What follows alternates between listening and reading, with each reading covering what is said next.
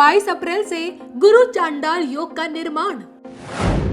मंगल के घर में बृहस्पति और राहु की युति। मायावी राहु करेगा कितना परेशान। घातक युति का खतरनाक प्रभाव। गुरु चांडाल योग के 6 महीने किन राशियों के लिए रहेंगे भारी। 6 महीनों तक किनके जीवन में मचेगी उथल पुथल। 6 महीनों तक हेल्थ और वेल्थ कैसी रहेगी। 12 राशियों पर गुरु चांडाल योग का साया देगा कैसा प्रभाव। देखिए सिर्फ धर्म ज्ञान पर। नमस्कार, धर्म ज्ञान के दर्शकों का स्वागत है। मैं आपके साथ कविता राणा, मेरे साथ आचार्य राकेश चतुर्वेदी जी। नमस्कार कविता जी, सादर वंदन दर्शकों आप सभी को।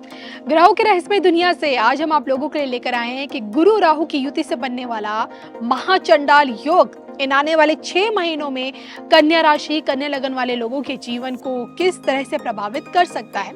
आपको बता दें कि 22 अप्रैल से मेष राशि में इस युति का निर्माण हो रहा है और 30 अक्टूबर तक इस युति का प्रभाव देखने को मिलेगा। यानी कि लगभग ये 6 महीने आपके निजी जीवन, आपके करियर को और आपके आर्थिक पक्ष को किस तरह से प्रभावित करेंगे, हर पहलू पर बात करेंगे। लेकिन आइए सबसे पहले देवगुरु बृहस्पति और मायावी राहु की ये युति जो है किस तरह का फल देगी, किस तरह से ये बन रही है, इसकी ग्रह स्थिति के बारे में एक नजर जान लेते हैं आचार्य जी से। देखिए दर्शकों, आप सभी के लिए जानना जरूरी होता है कि यहाँ पर आप देखेंगे कि इनके सप्तम भाव यानी कि मीन राशि से निकल करके और देवगुरु बृहस्पति जो हैं वह गोचर कर रहे हैं आपके अष्टम भाव में। यानी कि कन्या राशि वालों के लिए सप्तम भाव से निकल कर जब बृहस्पति जो है वह अष्टम भाव यानी कि पीड़ित भाव में जाएंगे और गुरु राहु की युति होगी तो वहाँ पर चांडाल योग बनेगा। कहते हैं कि जो अशुभ संयोग, जो अशुभ योग हैं कविता जी, अगर वह अशुभ घरों में या पीड़ित घरों में बनते हैं,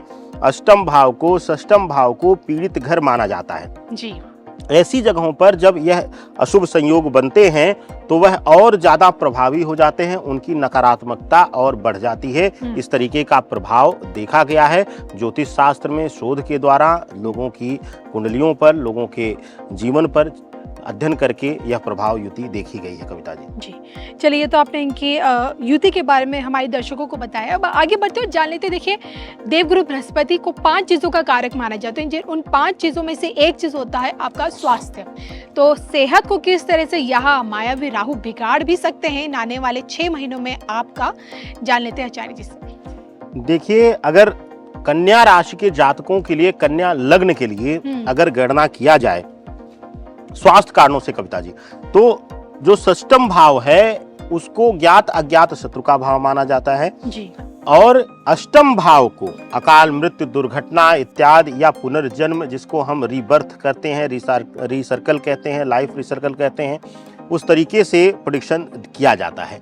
अष्टम भाव में यह युति बन रही है और षष्ठम भाव में शनिदेव विराजमान है। सप्तम भाव से तृतीय पीड़ित दृष्टि जो है, पाप दृष्टि अष्टम भाव पे पड़ रही है। तो यह गुरु चांडाल योग के प्रभाव को और ज्यादा बढ़ा देती है कविता जी। देखने को मिलेगा कि इस दौरान इनके जीवन में कुछ न कुछ बीमारी, कुछ बड़ी बीमारी का आना, बड़ी बीमारी की वजह से इनको मानसिक पीड़ा मिलना, इस तरीके का प्रभाव दर्शाता है। तो आर्थिक रूप से अगर स्वास्थ्य कारणों से देखा जाए तो स्वास्थ्य लिहाज से यह गोचर, यह महाचांडाल योग इनके लिए पीड़ा देने वाला, कष्ट देने वाला रहेगा लगभग यह 6 महीने कविता जी। मैं आपसे जानना चाहूंगी कि क्या विद्यार्थियों को भी इस समय, ये जो समय होगा विद्यार्थियों के लिए थोड़ा सा कठिनाई भरा रहेगा? देखिए, द्वितीय भाव केतु रहने से गुप्त विद्या इत्यादि का, विद्या धनार्जन का यह कारक केतु को भी माना गया है। लेकिन कई बार भ्रम देकर यह भटकाव देता है। कुछ तो फर्क पड़ेगा, यानी कि इनका ध्यान हटेगा, लेकिन बहुत ज्यादा विद्यार्थी जीवन के लिए कन्या राशि वालों के जातकों को फर्क नहीं पड़ेगा, क्योंकि जो अष्टम भाव में विराजमान होने की वजह से और साथ ही साथ मंगल का 10वें स्थान पर और शुक्र का 9वें स्थान पर होने की वजह से इनका अपने आप पर नियंत्रण कर लेना, इनके लिए अपने भविष्य को सोच करके अपने जीवन की दिशा और दशा को परिवर्तित करने की सोच पैदा करना, यह इनके विद्यार्थी जीवन को बचा लेगा, या कहिए कि इनके मन को भटकाव से नियंत्रण दे करके अपने अध्ययन के क्षेत्र में लगा देगा।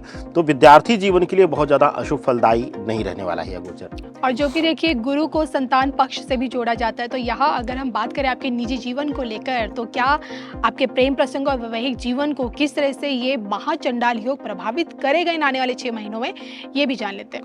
देखिए कविता जी, व्यक्तिगत जीवन के लिए सिर्फ एक शब्द कहा जाए कि इनके सप्तम भाव से निकलकर गुरु चले गए हैं अष्टम भाव में। सप्तम में जब भी गुरु बैठते हैं तो वह बड़ा शुभ फलदायी होते हैं और उस समय उनके व्यक्तिगत लाइफ में, पर्सनल लाइफ में, संतान पक्ष में उनके शुभता देते हैं। लेकिन अष्टम भाव में निकल करके यह गोचर करने की वजह से और षष्टम भाव से शनि की दृष्टि गुरु राहु पर पड़ने की वजह से वैवाहिक जीवन पूर्णतया प्रभावित होगा और इसके साथ साथ संतान संबंधी भी पीड़ा मिल सकती है। संतान उत्पत्ति से संबंधित पीड़ा या संतान का जन्म लेकर कुछ दिक्कत हो जाना, कुछ समस्या पैदा कर देना, उससे भी इनको मानसिक पीड़ा मिल सकती है, जिसकी वजह से इनका वैवाहिक जीवन जो है वह अशांत हो सकता है, डिस्टर्ब हो सकता है। इस तरीके की प्रभाव युति दिख रही है। इसके अन्यत्र अगर देखें वैवाहिक जीवन, पति पत्नी के जीवन को और लव लाइफ को, तो वहाँ भी मनमुटाव, तकरार, मतभेद, भ्रम की स्थिति आना यह पूर्णतया दर्शाता है राहु और गुरु का यह चंडाल योग। कविता जी चलिए बात कर लेते हैं अब आपके काम कारोबार को लेकर। आपका कार्य क्षेत्र पे किस तरह से देवगुरु बृहस्पति और राहु की जब दृष्टि पड़ेगी, यानी कि राहु की छाया किस प्रकार से आपके काम कारोबार को भी थोड़ा सा बिगाड़ सकती है। नौकरी पेशा वाले लोगों के लिए और व्यापारी वर्ग के लिए आने वाले ये 6 महीने कैसे रहेंगे? देखिए कविता जी, गुरु राहु का यह चांडाल योग अष्टम भाव में बन रहा है। नवम और दशम भाव में शुक्र और मंगल विराजमान है। मंगल बुध के घर में विराजमान है और जिस समय यह गोचर हो रहा है उस समय भी सूर्य बुध जो है गोचर लेकर मंगल के घर में युति बनाए रखेंगे और आदित्य योग का निर्माण कर रहे हैं। यह स्थिति इनके कार्य क्षेत्र के लिए, यह गोचर, यह जो कह लीजिए कि महाचांडाल योग जो है इनके कार्य क्षेत्र को लेकर शुभता प्रदान कर रहा है। अगर बहुत दिनों से यह खाली बैठे थे, नौकरी इत्यादि में खाली बैठे थे, तो इनको नई जगह पर चयन मिल सकता है, नई जगह पर सिलेक्शन हो सकता है, नई जॉब का ऑफर आ सकता है।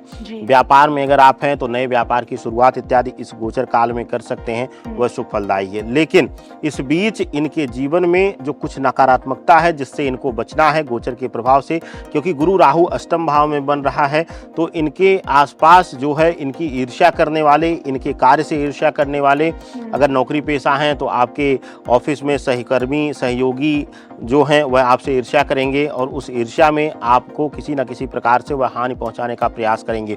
इसी तरीके से अगर आप व्यापार में हैं तो जो आपके प्रतिद्वंदी हैं, जो आपके समान व्यापार कर रहे हैं और आप उनके लिए एक प्रतिस्पर्धा बना रहे हैं, वह आपको किसी न किसी प्रकार से आहत करने का काम करेंगे और उसके लिए वह किसी हद तक जाने के लिए तैयार रहेंगे। तो थोड़ा सा आपको इस भाव से बचना है। बाकी आपके विशेष रूप से कार्य क्षेत्र के लिए, व्यापार, नौकरी के लिए यह गोचर शुभ फलदायी रहेगा। इस विनाशकारी युति से क्या इन्हें आर्थिक हानि भी होगी? देखिए बहुत ज़्यादा फर्क आर्थिक हानि में नहीं पड़ेगा कविता जी, क्योंकि इनका जो आय का साधन है वह विकसित होगा, वह बढ़ेगा। तो जाहिर सी बात है जब संसाधनों में वृद्धि होगी तो आय कोष जो है वह बढ़ता ही बढ़ता है। लेकिन हाँ, थोड़ा सा स्वास्थ्य कारणों में पीड़ा मिलने की वजह से इनको थोड़ी सी सावधानी बरतनी पड़ेगी। कुछ धन हानि हो सकती है लेकिन बहुत ज़्यादा प्रभावित नहीं होगा। पहले से धन कोष बेहतर होगा, धन का जो संचरण है वह अच्छे तरीके से कर पाएंगे इस बीच आप। तो गुरु चंडाल युति के चलते इन आने वाले जो ये 6 महीने हैं आपकी personal, professional life, health, wealth के लिए कैसे रहेगा, ये हमने आचार्य जी से जाना। जाते जाते बात कर लेते हैं उपायों की।